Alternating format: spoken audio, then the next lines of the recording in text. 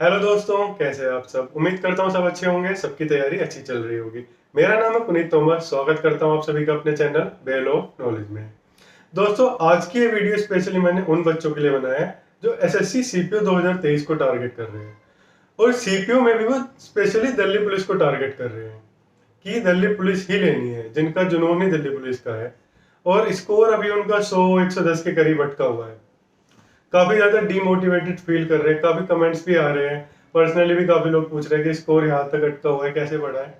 तो आज इसी बारे में बात करेंगे कि 100 से 150 तक स्कोर कैसे ले जाया जा सकता है। तो वीडियो शुरू करते हैं। जैसा कि आप सभी को पता है, प्री का एग्जाम अक्टूबर में सेट है, अक्टूबर में एग्जाम होगा। पूरे पूरे 2 महीने आपके पास, अगस्त और सितंबर। तो इन 2 महीने में आपको क्या करना है, किस तरीके से पढ़ाई करनी है, कैसे किन किन चीजों का ध्यान रखना है, क्या क्या गलतियां हैं जो सब करते हैं आपको नहीं करनी है, ताकि आप अपना स्कोर इफेक्टिवली इंप्रूव कर सकें। तो यार, सबसे पहले सबसे जो जरूरी है वो आपको टेस्ट देना है। 2 महीने है आपके पास, कम से कम आपको 50 टेस्ट एग्जाम से पहले तक, कम से कम 50 टेस्ट आपको देने ही देने हैं। ये टेस्ट आप कैसे देंगे, मतलब एक सिस्टमेटिक तरीके से देंगे तो आप पे कोई बर्डन भी नहीं पड़ेगा। अभी फिलहाल मान लो अगस्त का महीना है, अगस्त में आपको हर दूसरे दिन टेस्ट देना है। यानी जैसे आज टेस्ट दिया, कल नहीं दिया, परसों देना, या किसी कारण नहीं दे पाए परसों भी, तो तीसरे दिन तो देना ही देना है। वो स्किप ना हो बस, क्योंकि अगर ऐसे ज्यादा आप डिले करने लगे, स्किप होता रहा, तो एक कंटिन्यूटी टूट जाती है, फिर वो फ्लो नहीं बन पाता। तो आपको हर दूसरे दिन टेस्ट देना है। टेस्ट देने के बाद आपको क्या ध्यान रखना है, ये नहीं कि टेस्ट दिया और छोड़ दिया। टेस्ट देने के बाद हाथ के हाथ उसे तभी तुरंत एनालाइज भी करना है। एनालिसिस के एक अपनी बहुत ज्यादा इंपॉर्टेंस है यार। पर इंपॉर्टेंस क्यों है?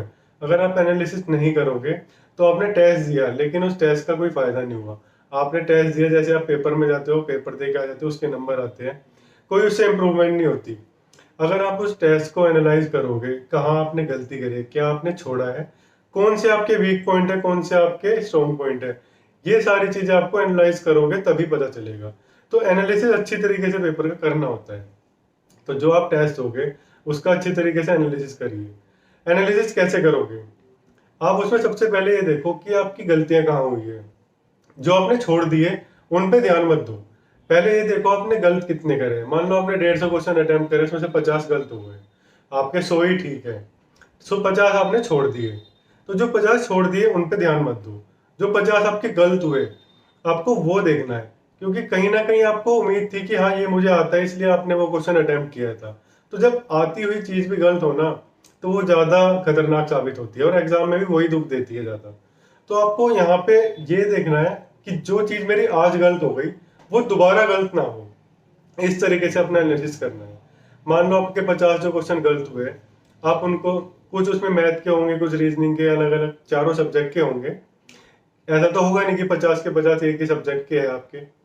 तो उन्हें आप, जैसे इंग्लिश के हैं, तो जो भी ग्रामर का रूल आपके जिस पे बेस्ड या वोकैब है, जिससे रिलेटेड वो क्वेश्चन गलत हुआ है, आप उन्हें नोट कर लो। एक कॉपी बना लो अपनी, उसमें इंग्लिश के आप अपने नोट करते रहो। कुछ उसमें अपना हाफ हाफ कर लो, मतलब कहीं आप मैथ का कर लो। रीजनिंग की नोट करने की जरूरत नहीं है, मेनली मैथ और इंग्लिश का आपको नोट करने की जरूरत है। जीके भी नोट ना भी करो तो काम चल जाएगा, लेकिन मैथ और इंग्लिश ज्यादा जरूरी है, आप नोट कर लो ताकि उन्हें आप टाइमली रिवाइज कर पाओ। तो जैसे इंग्लिश के गलत हुए, मैथ के गलत हुए, वो जो गलत वाले आप उन्हें नोट करो ताकि आप तीसरे चौथे दिन उन्हें रिवाइज कर पाओ।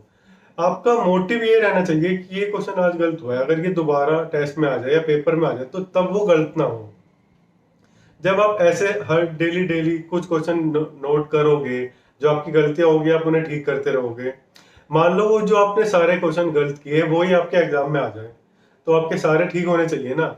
अगर आपके वो क्वेश्चन भी ठीक नहीं हुए, वहां भी, यहाँ भी आपने गलत किए, फिर आप ज्यादा पछताओगे कि यार ये तो मैंने देखा था, याद नहीं आ रहा। वो वाली सिचुएशन बन जाएगी। तो अगर आप नोट कर लोगे तो उन्हें रिवाइज करते रहोगे। वरना अगर टेस्ट वाली चीज है, टेस्ट दोबारा खोलना बड़ा मुश्किल होता है। एक बार आपने टेस्ट दे दिया तो आप मुश्किल ही उसे दोबारा खोलोगे, इसलिए उसे नोट कर लो। ये शॉर्ट नोट्स भी कह सकते हैं इसे, एक तरीके से, कि शॉर्ट नोट्स आपके बन जाएंगे उससे। तो आपने ऐसे नोट कर लिए, आप हर तीसरे चौथे दिन उसे रिवाइज कर रहे हैं, तो आपके मेमोरी में वो बैठ जाएंगे, फिर वो चीज़ दोबारा गलत नहीं होगी। और एम हमारा मेन यही है कि हमारी गलतियां रिपीट ना हो। यार मैंने 4 मिनट सिर्फ आपको इसी चीज में बताने में निकाल दिए कि आप क्वेश्चन एनालिसिस कैसे करेंगे, कि जो आपके गलत हो रहा है उन्हें आप नोट करें, उन्हें रिवाइज करें ताकि दोबारा गलत ना हो। मोटी मोटी यही बात मैंने बताई है कि आपको गलतियां सुधारनी है। जो क्वेश्चन आज गलत हो गया वो मेरा कल दोबारा गलत ना हो, इस चीज पे ध्यान रखना, यही प्रिंसिपल रहना चाहिए। इसके बाद एनालिसिस करने से हमें क्या पता चलता है, कौन से हमारे वीक पॉइंट्स है, कहाँ हमारे नंबर ज्यादा कट रहे हैं।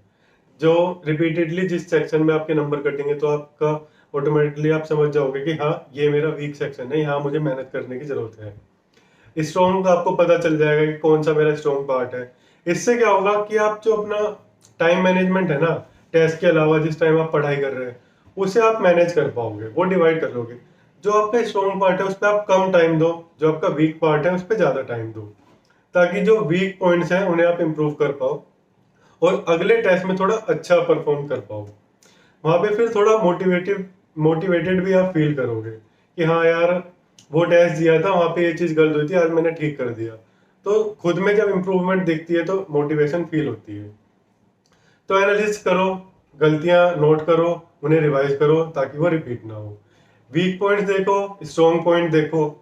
वीक पॉइंट पे ज्यादा टाइम दो, स्ट्रॉन्ग पॉइंट्स पे कम टाइम दो। जैसे मान लो मैथ्स का कोई चैप्टर आपका स्ट्रॉन्ग है और आप उस पर ही ज्यादा टाइम दे रहे हो, तो उसे ना देके जो आपके वीक चैप्टर्स है ना उन पे टाइम दो। हर दूसरे दिन जब आप टेस्ट दोगे तो आपके पास यार टाइम कम होगा कि आप चारों सब्जेक्ट एक साथ नहीं पढ़ पाओगे। तो इसमें आपको क्या करना है, कोशिश करनी है कि 2 सब्जेक्ट आप डेली पढ़ो। मान लो इंग्लिश और मैथ्स आपने ले लिए एक दिन, तो अगले दिन आप इंग्लिश के साथ जीके ले सकते हो, मैथ्स के साथ जीके ले सकते हो, इस तरीके से कर सकते हो। रीजनिंग पे अलग ध्यान देने की जरूरत नहीं है।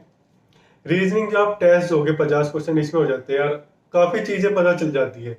अलग से रीजनिंग पे नहीं, आप जो टेस्ट हो रहे हैं ना हर दूसरे दिन, रीजनिंग आपकी उससे इंप्रूव होती रहेगी। जिस भी कॉन्सेप्ट में रीजनिंग के में दिक्कत हो वो आप यूट्यूब से क्लियर कर लो। जिस दिन ओ हाँ, टेस्ट की मैं बता रहा था, टेस्ट में आपको बता दूं मॉक टेस्ट सिर्फ आपको हफ्ते में एक देना है, बाकी दिन आपको प्रीवियस ईयर टेस्ट देने हैं। मेन फोकस अपना प्रीवियस ईयर पे रखना कि आप एग्जाम तक ऑलमोस्ट सारे प्रीवियस ईयर निपटा लो 2019 से अब तक के।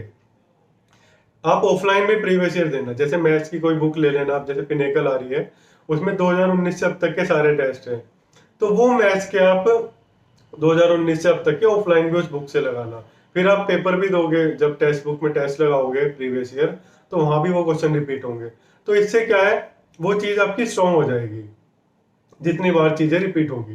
क्योंकि जब रिपीट होती है तो बार बार जब दिमाग में आती है और आंखों के आगे आएगी तो उतनी पक्की हो जाएगी वो चीजें। ठीक है, टेस्ट मैंने बता दिया। इसके बाद 2 सब्जेक्ट डेली आपको लेने हैं, चारों सब्जेक्ट के चक्कर में मत पड़ना वरना सब रह जाएगा।